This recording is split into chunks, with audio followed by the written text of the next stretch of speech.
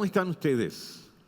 Estamos en la cuarta entrega de nuestra serie Generaciones. Y hemos dicho algo que necesitamos recordar, y es que Dios trasciende a las generaciones. Así que Dios no solo piensa en esta generación, no solo piensa en tu generación. Dios es un Dios que piensa en las diferentes generaciones, y cuando tú piensas en las diferentes generaciones, tú alineas tu pensamiento al pensamiento de Dios. Hoy en día, por ejemplo, se habla acerca de la pirámide invertida. Se le llama la pirámide de la muerte, de la autoaniquilación. Y usted dirá, ¿de qué están hablando? Es una pirámide demográfica. Es la pirámide de la tendencia de cada vez tenemos menos hijos. Y en la medida en que tenemos menos hijos, las familias, las comunidades, las naciones se están autoaniquilando. Es lo que está ocurriendo en Europa ahora mismo. En 40 años, Alemania no será la Alemania que conocemos, porque las familias alemanas han desaparecido. En 40 años, ahora España no será la España que conocemos, porque las familias españolas habrán desaparecido. Esta tendencia es una tendencia que tiene que ver como con un lavado de cerebro. Y cuando uso esa frase no estoy hablando de campos de concentración, ni siquiera de torturas que se nos hacen para que lleguemos a creer de determinada manera. No. El hecho de ser expuestos una y otra vez a un mensaje, a una filosofía, a una agenda, nos convence. Y llegamos a pensar, no, esta es mi decisión, pero no es tu decisión por todo aquello con lo que has sido bombardeado. No queremos tener hijos porque los hijos representan una carga para nuestra propia búsqueda de autosatisfacción. ¿Te das cuenta? Nos dijeron tantas veces, debe ser tu búsqueda, debes pensar solo en ti, debes pensar solo en el momento presente, debes buscar solo tu autosatisfacción, que decimos, si los hijos son un impedimento, una carga, una molestia para que yo logre eso, entonces, olvídalo. No voy a tener hijos. Y es lo que nos está ocurriendo. Tanto que las nuevas generaciones prefieren tener un perro. ¿Qué tal? Este pensamiento no se alinea con el pensamiento de Dios. Dios es un Dios multigeneracional. ¿Ves? Necesito salir de mi pensamiento de búsqueda de autosatisfacción, de solo enfoque en mi propia vida y en el presente. Necesito pensar en quienes vienen. Necesito pensar en aquello que vamos a construir. ¿Qué hace un anciano? Esa es una pregunta bien interesante. ¿Qué hace un anciano sembrando, por ejemplo, en los países donde se siembran árboles de nueces? ¿Qué hace un anciano sembrando un árbol de nuez? ¿Sabes que cuando un anciano siembra un árbol de nuez, no va a comer de esas nueces?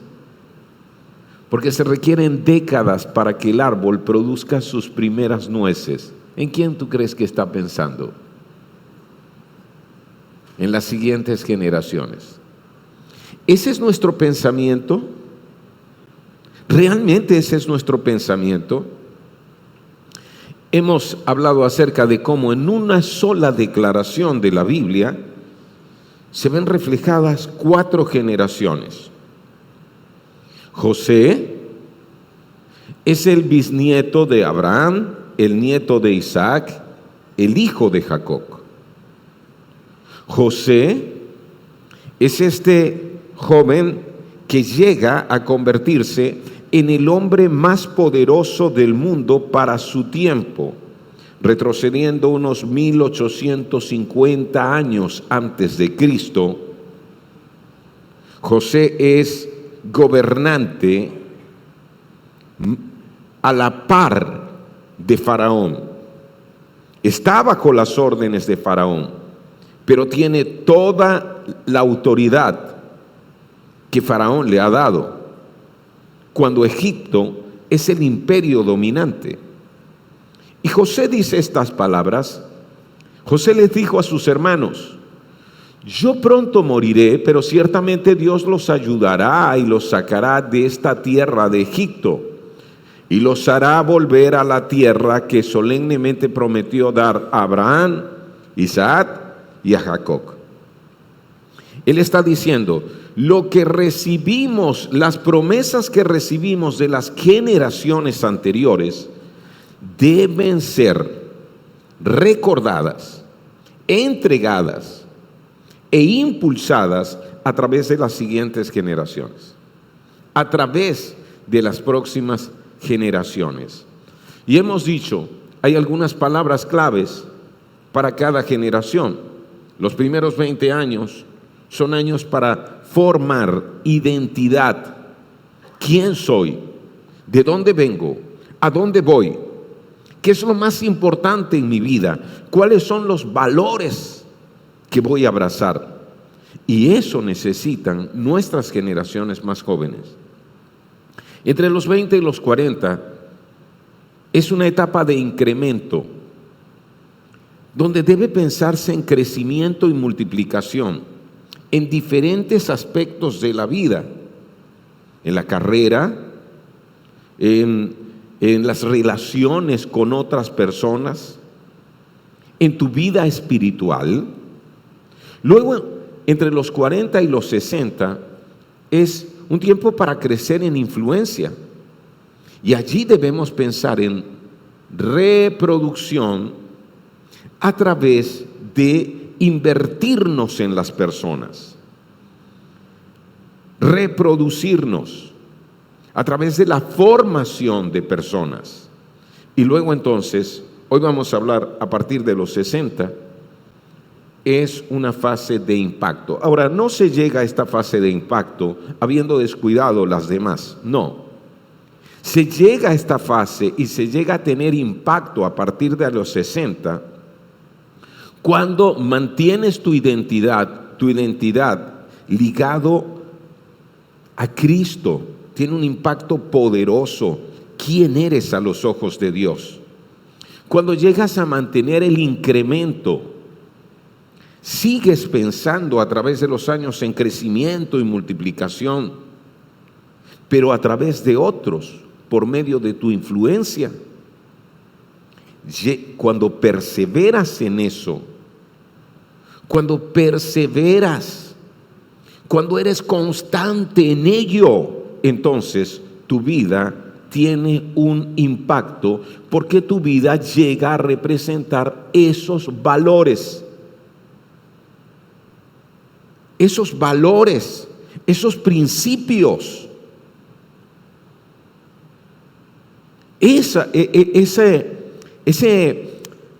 esas inversiones que bendicen y benefician a otros a través de los años. Así que a partir de los 60 años, en esta fase de impacto, lo que hemos sembrado a lo largo de nuestra vida da frutos abundantes, y nuestro legado y sabiduría se convierten en una guía para las generaciones futuras. Legado y sabiduría. Y legado tiene que ver con una herencia material o inmaterial. Y es mucho más importante lo inmaterial. Recuerda, eso que tiene que ver con valores, eso que tiene que ver con principios imperecederos. Sabiduría. ¿Sabes? Sabiduría va más allá de la inteligencia, va más allá del conocimiento. La sabiduría tiene que ver con lo que se vive, lo que se implementa. Y la sabiduría comienza en colocar a Dios en el primer lugar. Cuando se coloca a Dios en el primer lugar, vamos más allá de la inteligencia, a tomar decisiones, a relacionarnos con otros, a aprovechar los recursos y el tiempo de una manera superior. Y eso sirve de guía para las generaciones futuras o para las nuevas generaciones. No solo para las nuevas generaciones. Mira lo que dice, para las generaciones futuras. Yo conversaba ayer con Wilson, él es nuestro pastor de preadolescentes, y hay mucho valor en lo que él hace hoy. Yo conozco a Wilson desde que es un preescolar, y sabes, se formó como parte de nuestra familia, iglesia, y parte de nuestra familia. Y ha llegado a ser, o llegó a ser, pastor de mi hijo más pequeño. Ahora, Wilson no conoció a mi pastor, Ilidio da Silva. No lo conoció, relacionarse de manera frecuente con él.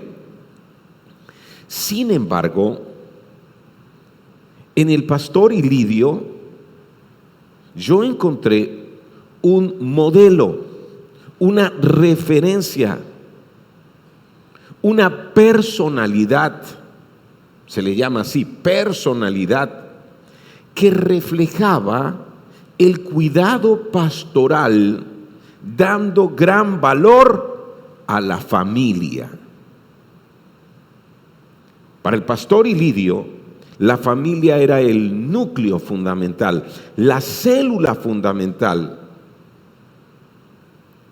que iba a tener impacto sobre las comunidades y sobre la iglesia, y eso comenzaba con su propia familia y su matrimonio. El ejercicio de la vida pastoral con integridad, con respeto hacia las personas y formando a otros de las generaciones más jóvenes. ¿Se dan cuenta cómo un hombre deja un legado, sabiduría? Porque inclusive muchas veces, cuando yo he tenido que tomar decisiones, me pregunto, ¿qué hubiese hecho el pastor Ilidio en este caso? ¿Cómo se hubiese comportado ante esta circunstancia? Legado y sabiduría han servido de guía, no solo para mí, sino para generaciones que no lo conocieron, que no se relacionaron directamente con él. ¿Sabes? Esto tiene que ver contigo. Si eres un hombre de canas o sin cabello, si eres una mujer de canas o con tinte frecuente, esto es para ti. Dios no ha terminado contigo. Y no tiene que ver con multitudes. Tiene que ver con tu familia, lo que dejas a tus hijos, lo que se traspasa a tus nietos, lo que tus nietos, a través de tus hijos, enseñarán a tus bisnietos. ¿Te das cuenta de eso? Sobre valores, principios eternos. Lo que es importante y valioso a la hora de tomar decisiones, de relacionarnos con otros, de aprovechar nuestro tiempo, de aprovechar los recursos, de priorizar. De eso, ¿a quién le pertenecemos? Hemos estado hablando acerca de la historia de David, pero necesitamos hablar acerca de sus debilidades y fallas. Grandes debilidades y faltas en la vida de David. Cometió adulterio con Betsabé. ¿Y sabes más o menos a qué edad ocurrió esto? Algunos creen que alrededor de los 30. Pero cuando se estudia la vida de David, él vivió hasta los 70 años. Sabemos que fue en la última etapa de su vida, en los últimos 20 años de su vida. Ya era rey. Ya había crecido su reino. Así que él se dio el permiso de dejar de ir a las batallas y quedarse en palacio. Y fue desde el palacio que vio a esa mujer llamada Betsabé bañándose. Así que desde la azotea, desde lo alto, él puede verla. Y saben, él conocía a Betsabé. Era la esposa de Urías.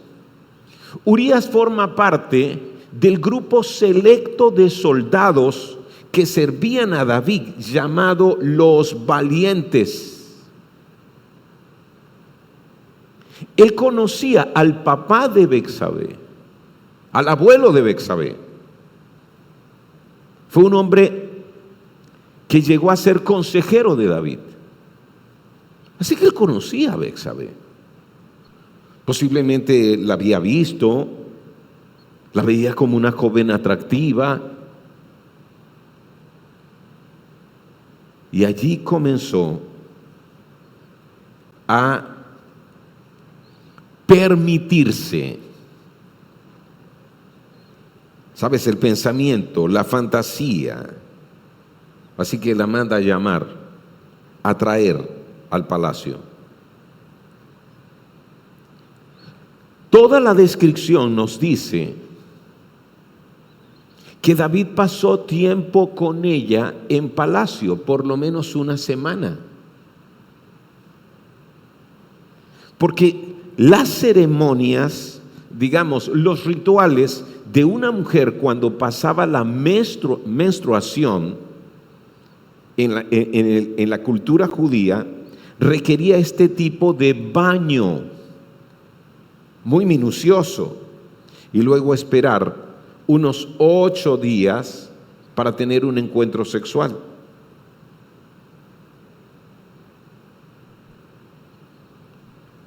Ella queda embarazada y ahora David entreteje el asesinato de Urías, esposo de Betsabé. Y si quieres leer en los detalles, puedes ir a la historia. Años más tarde, desobedeció directamente a Dios al tomar un censo del pueblo. Y uno se pregunta, ¿tomar un censo? Pues no debía tomar un censo por iniciativa propia, porque tomar un censo por iniciativa propia es solo reflejaba una búsqueda, digamos, de seguridad en sus propios recursos, de autoexaltación por el crecimiento. ¿Sabes? Es como decir, hagamos un censo para que la gente vea cuánto hemos crecido, cuánto hemos prosperado gracias a mí.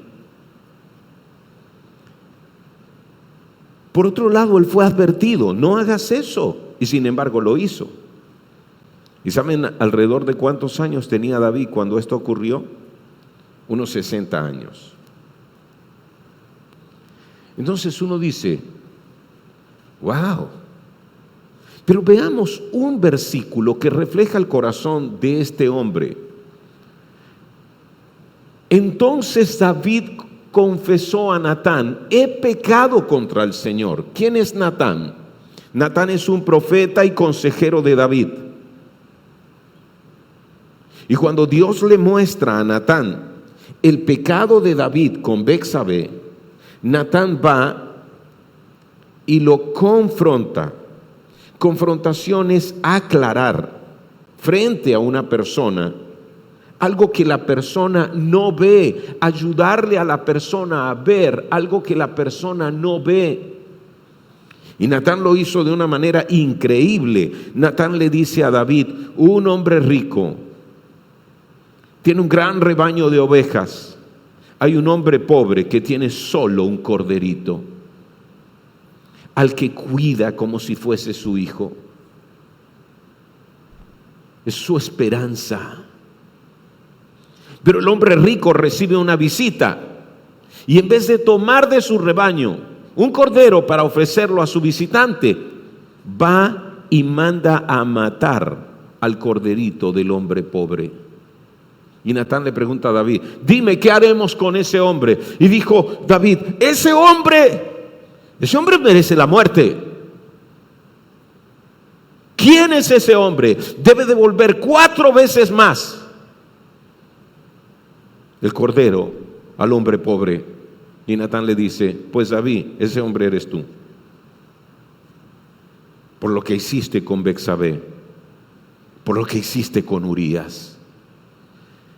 Y la respuesta: mira, David confesó a Natán: he pecado contra el Señor. Él no está diciendo: yo he pecado contra esa familia, yo he pecado contra este pueblo. No, yo he pecado contra el Señor. Él no se defendió, él no ocultó, él no siguió intentando convencer de que no era así. Natán le respondió: sí, pero el Señor te ha perdonado y no morirás por este pecado. Cuando uno observa las lecciones en la vida de David, son muy poderosas. David nos enseña que reconocer nuestras faltas es el primer paso para el arrepentimiento. ¿Saben lo que es arrepentimiento? Es un cambio profundo del corazón. A diferencia de David, la diferencia de David con nosotros es que David cometió grandes pecados, sí es cierto. Ese pecado con Betsabé, entretejer la muerte de Urías, desobedecer abiertamente a Dios haciendo un censo, buscando su propia autoexaltación. Pero siempre que David fue confrontado, no se defendió, reconoció inmediatamente. El arrepentimiento viene cuando reconocemos: deja de defenderte. Cuando confesamos, decimos exactamente lo que hemos hecho y lo confesamos comprendiendo que nuestro pecado afecta nuestra relación con Dios y también hiere a otras personas. No lo maquillamos, no lo redefinimos y luego buscamos el perdón. Buscamos el perdón pidiéndolo a Dios, a aquellos a quienes hemos ofendido. Reconozco, confieso, busco el perdón y lo recibo. El perdón que viene de Dios se recibe en el corazón, pero nos lleva luego a renunciar. ¿Sabe cuál es nuestro problema? Que pecamos, pero no damos este primer paso sincero y honesto hacia el arrepentimiento. No caminamos hacia el arrepentimiento y por eso seguimos repitiendo nuestros pecados y faltas. Algo maravilloso en David es que él nos enseña que el perdón no elimina las consecuencias del pecado. David enfrentó las consecuencias de su pecado. Las cosas que hizo, vivir de la manera como vivió, afectaron su vida familiar. Y él lo aceptó. no vas a ver a David diciendo, ¿por qué? Yo no merezco esto. Dios, ¿por qué eres tan injusto? No. Vemos a David diciendo, estas son las consecuencias. Yo he pecado contra ti. Yo las asumo y las acepto. Son parte de tu disciplina. ¿Cuántas veces tú pecas? Tú y yo pecamos. Dios trae consecuencias. Dios permite consecuencias. ¿Sabes cómo se llama eso? Disciplina. Y nos resentimos por la disciplina. ¿Cuándo fue la última vez que te resentiste por la disciplina de Dios en tu vida? David, en cambio, lo asumió. Y eso trajo una transformación en su corazón. Por eso, a pesar de esas grandes debilidades y faltas de David, él siguió siendo un ejemplo para todo el pueblo. Inclusive a David no se le permitió construir el templo de Dios, porque sus manos estaban manchadas de sangre. Sin embargo, David levantó todos los fondos, todos los materiales requeridos para la construcción del templo. ¿Sabían ustedes eso? Él pensó en la siguiente generación. De esa manera él dejó un legado, pero en su vida dejó gran sabiduría. Si sumas estas lecciones con las lecciones que vimos la semana anterior, vas a encontrarte, wow, cuánto podemos aprender.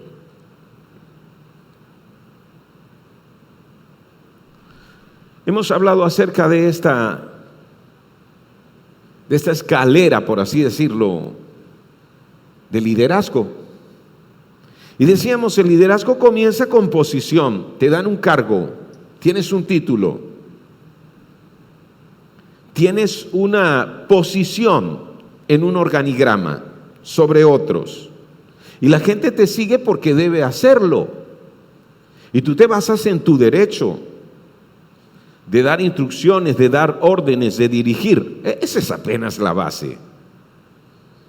Esas son las primeras oportunidades que tenemos en el liderazgo. Pero si tú te quedas ahí, tú no eres un líder, tú eres un capataz. Tú eres un mandamás, tú eres un jefe, pero no eres un líder. Debes subir a un nivel de permiso, relacionarte, tener buenas relaciones con los demás, conectarte con los demás. Eso tiene que ver con el buen trato, tiene que ver con la conciencia del otro, conocer al otro, permitir que te conozcan. Luego entonces eso te lleva, aquí la gente te sigue porque quiere hacerlo. Es el nivel de permiso, se basa en las relaciones, pero luego debes subir al siguiente nivel. Es el nivel de producción, resultados, porque si solo te quedas en buenas relaciones, tú eres buena gente. Y sí, la gente está contigo porque se conecta contigo, pero la gente quiere ver resultados, quiere ver que avanzamos, quiere ver que logramos. Este es este nivel. La gente quiere estar en un equipo ganador. Luego el siguiente nivel es el de desarrollo de personas. Y se basa en que estás reproduciéndote en otros, estás invirtiendo en otros, estás creciendo porque haces crecer a otros, estás formando equipos más fuertes.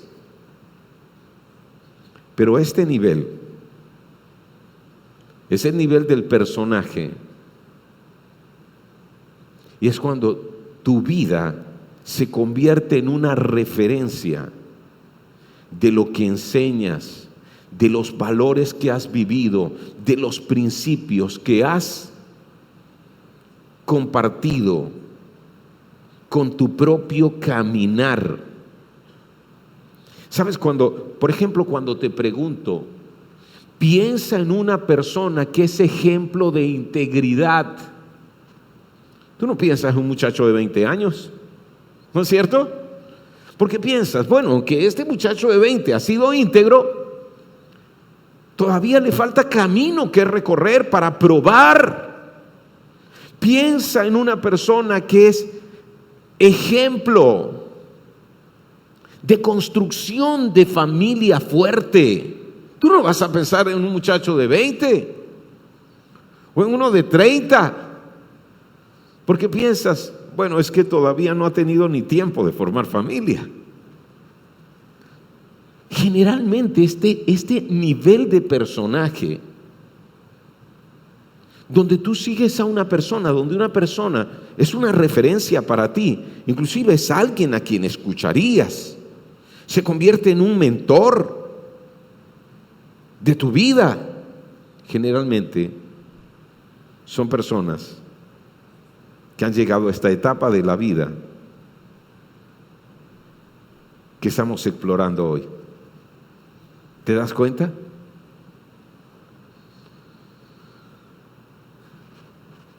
Quiero mostrarles esto que es interesante. Es la diferencia entre la inteligencia fluida y la inteligencia cristalizada. Tu cerebro cambia con los años. Y por debajo de los 40, nuestra inteligencia se le llama inteligencia fluida.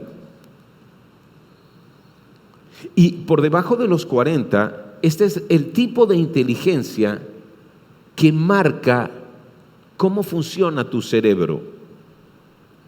Por encima de los 40, tu inteligencia es inteligencia cristalizada, principalmente. Ojo, yo no estoy diciendo que si tienes más de 40, ya no tienes inteligencia fluida. No, pero no es tanta. La inclinación de tu cerebro es hacia la inteligencia cristalizada. Veamos la diferencia. Inteligencia fluida, menos de 40, adaptación e innovación.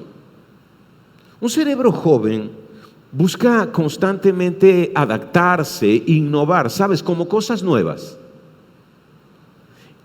Por encima de los 40, tu inteligencia cristalizada busca aclarar cosas y hacer resumen. ¿Sabes qué es lo más importante? ¿Qué es lo más valioso? Ya tú comienzas a darte cuenta de qué cosas son relevantes, de qué cosas tienen real peso en la vida. ¿No es cierto? Por debajo de los 40, marcado por la inteligencia fluida, tú ves lo que se avecina. Tienes esa capacidad de mantenerte en lo actual, de ver cuál es la tendencia. Por encima, compartir lo aprendido. Buscas más bien compartir con otros lo que has aprendido. ¿Saben que en la mayoría de las universidades, cuando se hacen concursos de los mejores profesores, por lo general, los profesores que ganan los concursos de ser los mejores profesores son mayores de 50 años? ¿Por qué crees? Por otro lado, en la inteligencia fluida tiendes a aprender rápido, ¿no es cierto? Mira, rápido, uno está aprendiendo rápido, está absorbiendo nuevos conocimientos, nueva información, pero con inteligencia cristalizada tiendes a enseñar rápidamente. Ya tu enfoque está en enseñar esto y en enseñarlo de una manera más directa, porque logras aclarar y resumir. Con inteligencia fluida, por debajo de 40, eres creador, puedes decir invento, comienzas a inventar cosas. Las innovaciones vendrán de gente más joven, pero por encima de 40 te conviertes en un entrenador, sintetizas. En la música, ¿saben? En la historia de la música, las grandes creaciones son hechas por debajo de los 40 años. Pero los grandes maestros, ¿quiénes son los grandes maestros? Los que están entrenando a nuevos músicos. Están por encima de los 40. Y eso ocurre en cada disciplina. ¿Qué quiero decirte con esto? Dios no ha terminado contigo. Es tiempo de que tú te levantes como un mentor. Es tiempo de que tú te levantes como un discipulador. Es tiempo que te levantes como un entrenador, como un coach de las generaciones más jóvenes y les enseñes los asuntos más importantes que has aprendido. Recuerda, puede haber mucho de esto, mucha innovación, mucho de captar las nuevas tendencias, mucho del manejo de nuevas tecnologías. Hemos entrado de la era de la superinformación que el Internet nos trajo, y la televisión y el Internet nos trajo, a la era de la inteligencia, donde las cosas ahora son inteligentes. ¿Sabían que ahora las cosas son inteligentes? ¿No es cierto? El celular nos cambió la vida, pero el celular inteligente nos la transformó. ¿No es verdad? Ya lo que hará la diferencia no será la inteligencia. ¿Saben qué hará la diferencia en el tiempo que se avecina? Los valores. Y la diferencia entre un empleado y otro no será el manejo de la inteligencia y de la información, sino sus valores. ¿Y saben quiénes enseñan eso? Los hombres y mujeres que han aprendido a través de la experiencia lo que es más importante y más valioso. Y por encima, aquellos que a través de su vida han perseverado en ser fieles a Dios, en su relación con el Padre a través de Jesucristo.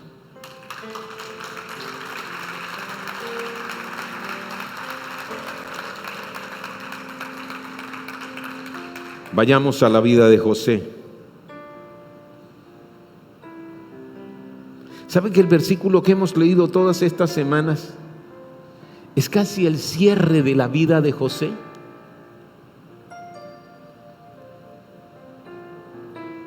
Que murió con más de 140 años.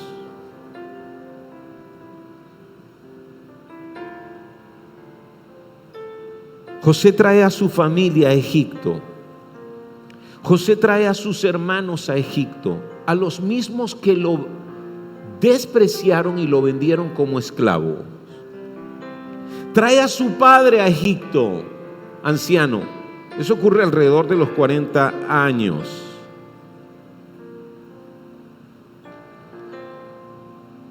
Su padre muere cuando él ya han pasado varias décadas.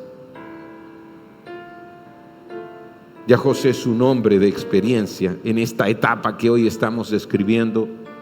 Y cuando su papá muere, los hermanos sienten miedo. Pero ahora que su padre había muerto, los hermanos de José tuvieron temor. Y se decían, ahora José mostrará su enojo y se vengará por todo el mal que le hicimos. Papá murió, nos ha tratado bien, nos ha mantenido, nos ha ayudado, porque papá estaba vivo. Pero si está resentido contra nosotros, ahora nos va a matar, se va a vengar de nosotros. Mira cómo pensaban ellos. Cada uno juzga según su propia condición. Entonces enviaron a José un mensaje que decía: antes de morir, tu padre nos mandó a que te dijéramos, por favor, perdona a tus hermanos por el gran mal que te hicieron, por el pecado de haberte tratado con tanta crueldad.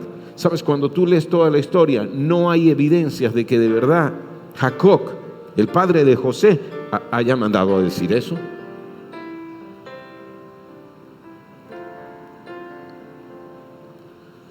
Por eso nosotros, los siervos del Dios de tu Padre, te suplicamos que perdones nuestro pecado.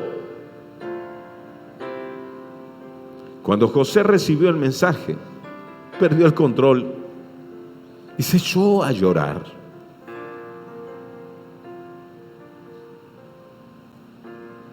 Entonces sus hermanos llegaron y se arrojaron al suelo delante de José y dijeron: mira, somos tus esclavos. Pero José les respondió: no me tengan miedo.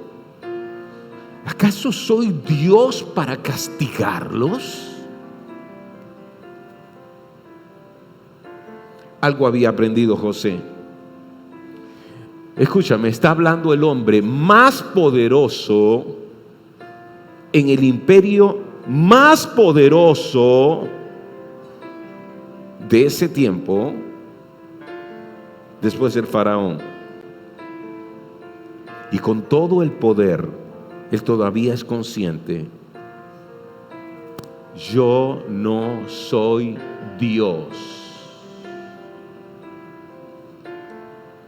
Eso es muy importante, porque el poder pervierte, el poder corrompe. Mientras más poder la gente tiene, más la sensación de que pueden hacer cualquier cosa y de que están a la altura de Dios.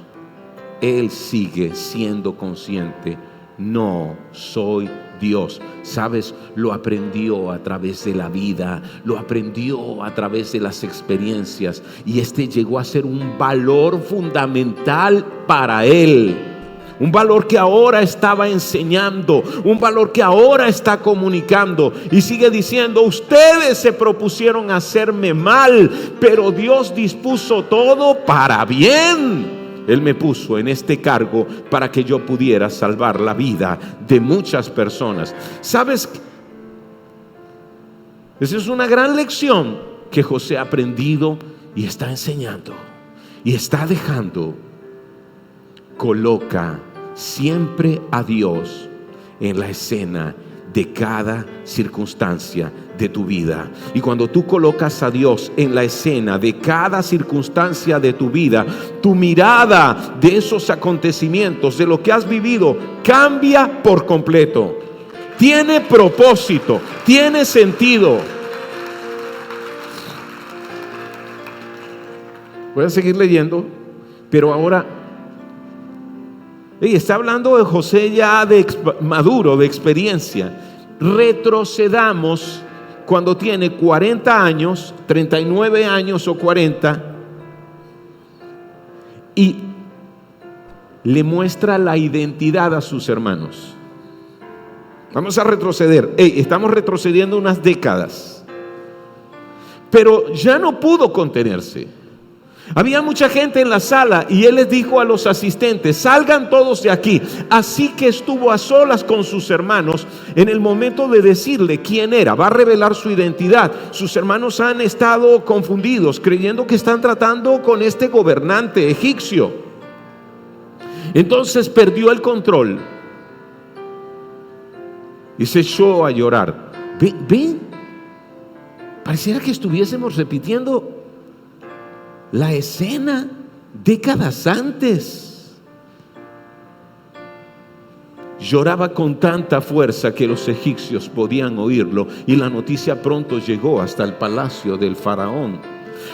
«Soy José», dijo a sus hermanos. «¿Vive mi padre todavía?». Pero sus hermanos se quedaron mudos. Estaban atónitos al darse cuenta de que tenían a José frente a ellos. «Por favor, acérquense», les dijo. Entonces ellos se acercaron y él volvió a decirles: «Soy José, su hermano, a quien ustedes vendieron como esclavo en Egipto. Por favor, acérquense». Entonces ellos se acercaron. Mira cómo, ¿ves toda esta escena? Para los hermanos esto parece mentira. Pero no se inquieten ni se enojen con ustedes mismos por haberme vendido. Fue Dios quien me envió a este lugar antes que ustedes, a fin de preservarles la vida. ¡Ey! ¡Qué increíble! Este hombre aprendió a través de su vida a colocar a Dios en la escena, a entender: yo no soy Dios, yo no controlo las circunstancias, yo no controlo los eventos, pero Dios, que está por encima de todo, controla cada circunstancia, cada evento de mi vida. Mi vida está en sus manos. Él cumplirá su propósito en mí y algún día lo entenderé, aunque no pueda entenderlo ahora. Y ese es el momento en donde Él está entendiendo todo y se los está diciendo a sus hermanos: ¿saben? Dios fue quien me envió a este lugar, sí. Él usó la maldad de ustedes. ¿Qué les parece? Él inclusive se aprovechó de su corazón endurecido contra mí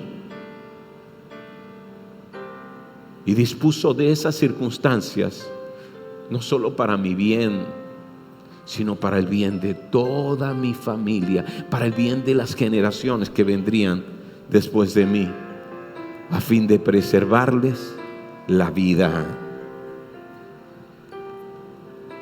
La historia de José: Dios produjo algo bueno de la maldad de sus hermanos. Dios produjo algo bueno de la falsa acusación de la esposa de Potifar. Debes leer la historia de José si no la conoces. Dios produjo algo bueno de la negligencia del copero a quien él ayudó cuando estuvo en la cárcel y luego se olvidó de él. Dios produjo algo bueno de los 7 años de hambruna que iba a vivir Egipto.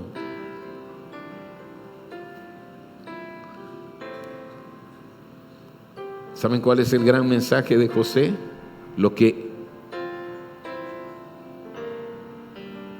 2000 años más tarde escribe el apóstol Pablo a los creyentes en Romanos, cuando leemos Romanos 8, 28 al 30, y sabemos que Dios hace que todas las cosas cooperen para el bien de los que lo aman y son llamados según el propósito que Dios tiene para ellos.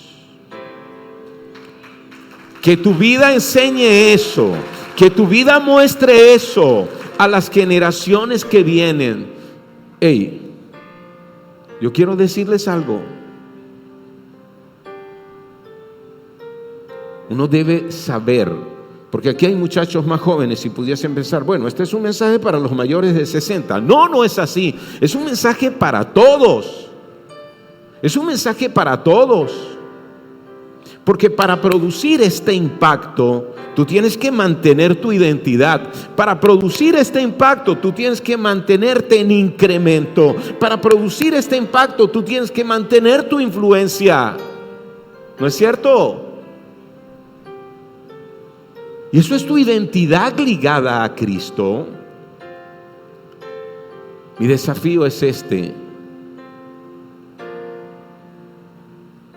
cuando pasas de los 60 años, si has perseverado en los principios eternos, a pesar de tus faltas como David, a pesar de las circunstancias difíciles como José, tú podrás enseñar esto a las nuevas generaciones: que Dios hace que todas las cosas cooperen para el bien de los que lo aman y son llamados según el propósito que Dios tiene en ellos. ¿Y sabes cuál es el propósito que Dios tiene en tu vida y en mi vida? Que al estar ligados a Cristo, por su favor, por su gracia, por su misericordia que tuvo con nosotros, nos parezcamos más a Él y lo reflejemos más a Él. Ese es el propósito. Amén. Es tiempo de que te levantes para ser mentor de otros. Es tiempo de que te levantes para ser un educador. Pero te voy a decir la actitud correcta. La actitud correcta de los mentores de este tiempo debe ser esta. De los educadores de este tiempo para las nuevas generaciones debe ser esta: yo aún soy un aprendiz. yo aún tengo muchas preguntas que responder. Yo también puedo aprender de los más jóvenes.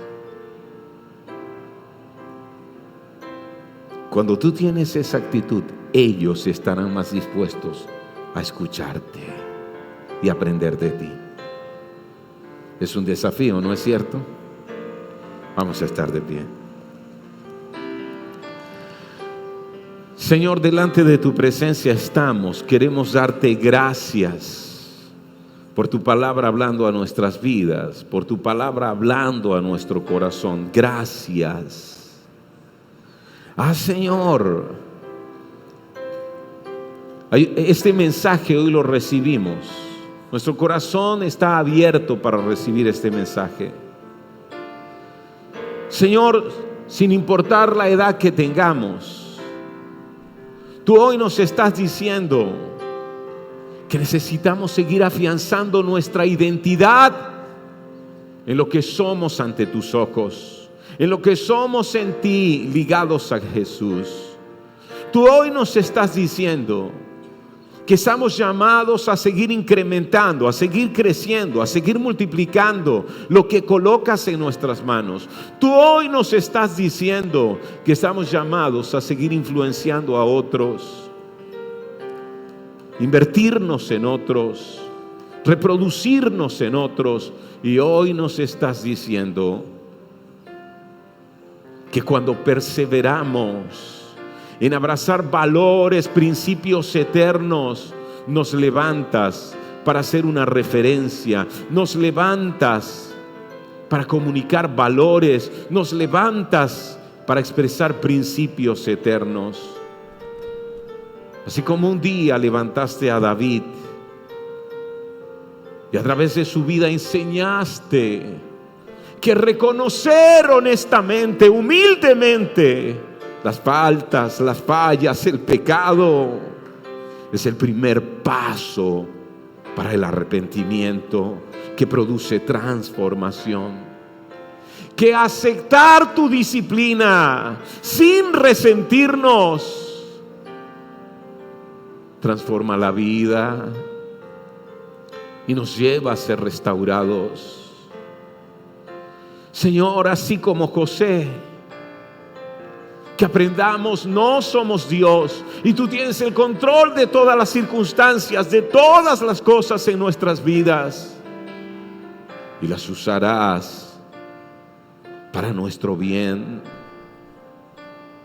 porque te amamos y perseveramos en seguir amándote. Y de esa forma tú cumplirás tu propósito en nosotros, y tu propósito es que podamos reflejar a Jesús por medio de lo que somos, de lo que vivimos, de lo que hacemos. Gracias por hablar hoy a nuestras vidas. En el nombre de Jesucristo. Amén y amén. Aleluya.